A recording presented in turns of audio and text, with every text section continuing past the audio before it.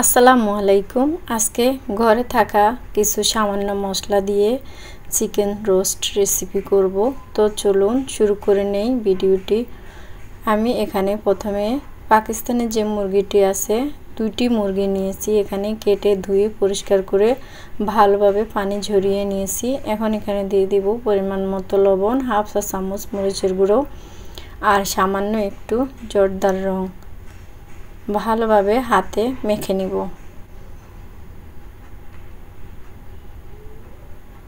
খুব ভালোভাবে মাখানো হয়ে গেছে। এখন আমি এটাকে 30 মিনিট রেস্ট রেখে দিব। 30 মিনিট পর আমি এখন একটি প্যান বসিয়ে দিলাম। মিডিয়াম আঁচে তেল গরম করে এখন আমি চিকেনগুলো আস্তে আস্তে ভেজে নেব। একটু হালকা করে ভেজে নিলেই হবে, বেশি কড়া করে ভাজলে খেতে ভালো লাগবে না।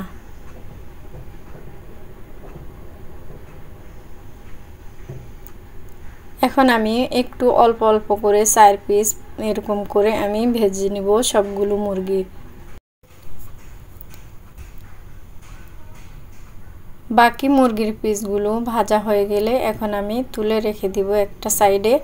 এখানে ছোট বড় সাইজ করে নিয়েছি আমি, যেহেতু ছোটরাও আছে ঘরে এই জন্য আমি ছোট বড় দুইটা সাইজে করে নিয়েছি। এখন এখানে 1 কাপ রান্নার তেল বেশ ভালোভাবে গরম করে গোটা মশলা ভেজে নিব। দিয়ে দিব 2 টেবিল চামচ আদা বাটা, 2 টেবিল চামচ রসুন বাটা, আর এখানে দিয়ে দিব বড় সাইজের 2টি পেঁয়াজ আর 5-6টা কাঁচামরিচ ব্লেন্ড করে দিয়েছি। এখানে একটি টমেটো ব্লেন্ড করে দিয়েছি।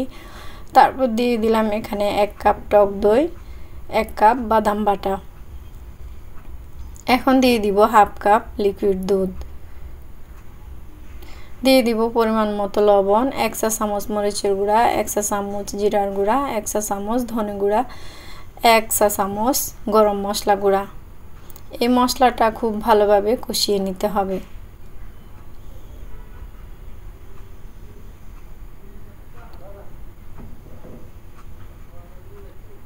ভালোভাবে কষানো হয়ে গেলে এখন এখানে আমি মুরগির মাংসগুলো আস্তে আস্তে দিয়ে দিব।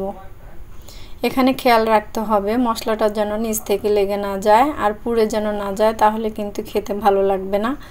আস্তে আস্তে সবগুলো মুরগির মাংস আমি দিয়ে এখানে উপরে দিয়ে দিব কয়েকটা কাঁচামরিচ, দিয়ে দিব 1 কাপ পেঁয়াজ বেরেস্তা।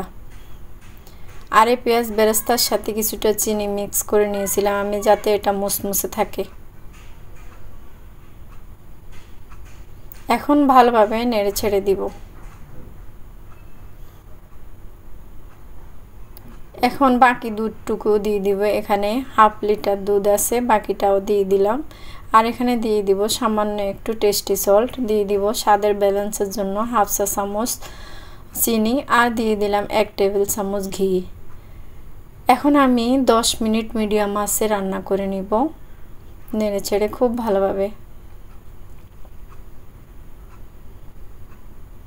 তো কেমন লাগলো আজকের রেসিপি জানাবেন। যদি আজকের রেসিপিটি আপনাদের ভালো লাগে তাহলে শেয়ার করার অনুরোধ রইল। এতক্ষণ সময় নিয়ে আমার ভিডিওটি দেখার জন্য সকলকে অসংখ্য ধন্যবাদ। এখন আমি পরিবেশন করে নিব। উপর থেকে পেঁয়াজ বেরেস্তা দিয়ে দিব। সবাই অনেক বেশি ভালো থাকবেন। সবার জন্য অনেক অনেক শুভকামনা। আল্লাহ হাফেজ। আসসালামু আলাইকুম।